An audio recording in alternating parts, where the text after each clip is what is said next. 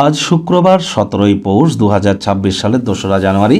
মকর রাশি, মকর লগ্ন, ক্যাপ্রিকন সাইনের জাতক জাতিকাদের আজকের দিনটি কিন্তু এক কথায় বেশ কাটতে চলেছে।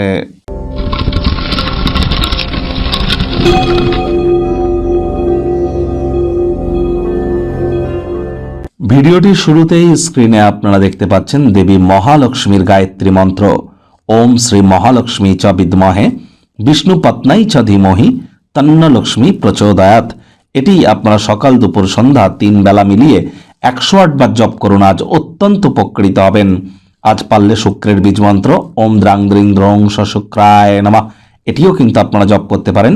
স্নানের জলে আপনারা হাফ কাপ কাঁচা দুধ, গোলাপ জল বা আতর বা ইত্যাদি দিয়ে স্নান করতে পারেন। এর ফলস্বরূপ আপনাদের ডোপামিন হরমোনের মাত্রা বৃদ্ধি পাবে, হ্যাপিনেসের মাত্রা বৃদ্ধি পাবে, লাইফে রোম্যান্স আসবে, ক্রিয়েটিভিটি আপনাদের ইনক্রিজ হবে, স্কিনে একটা জেল্লা আপনারা অনুভব করবেন। এর সাথে সাথে যারা ভেনাস রিলেটেড ইন্ডাস্ট্রিতে ক্রিয়াকলাপ করছেন তাদের জন্যও কিন্তু এটি দুর্দান্ত প্রমাণিত হতে চলেছে। বন্ধুরা, 2026 সাল অত্যন্ত গুরুত্বপূর্ণ বছর।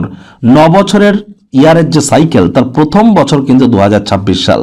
আপনাদের ক্ষেত্রে ঠিক কেমন অতিবাহিত হবে 30-40 মিনিটের বিস্তারিত আলোচনা সহ আপনাদের রাশির জন্য স্পেশালি একটি ভিডিও চ্যানেলে কিন্তু অলরেডি আপলোড করা হয়েছে। সময় সুযোগ বুঝে একবার দেখে বা শুনে নিতে ভুলবেন না। ভাগ্য মিটার আজ আপনাদের বলছে 7 আউট অফ 10 ভাগ্য আপনাদের অনুকূলেই থাকবে। স্বাস্থ্য, অর্থ, কর্ম এই 3 ব্যাপারেই আপনাদেরকে একটু সাবধানতা অবলম্বন করেই চলতে হবে। কায়িক পরিশ্রমের কারণে শরীরে ক্লান্তি আপনারা অনুভব করতেই পারেন। ওজন বুঝে ভোজন গ্রহণ করুন। রাস্তাঘাটে সাবধানে গাড়ি ঘোড়া চালান। অর্থগত ব্যাপারে ব্যয়বহুল একটি দিন, খরচ বাড়বে।